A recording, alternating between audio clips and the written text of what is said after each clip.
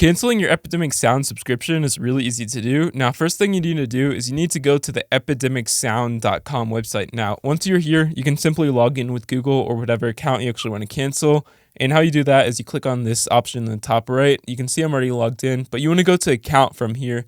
Once you are logged in, and you can see the information for your subscription status. I'm currently active, and you can see I'm paying about $120 a year, and show you your next time you actually get billed. So what you want to do to cancel your plan though is we simply want to click on the change plan if you want to change it or upgrade it or degrade it, but we want to click on manage subscription. And when you click on this, you can simply click on cancel option here, and you can actually see it'll give you a reason for why you're cancel. We click on continue, and you give it a reason why you're actually canceling it. It's going to ask you for a description. You don't have to give it one.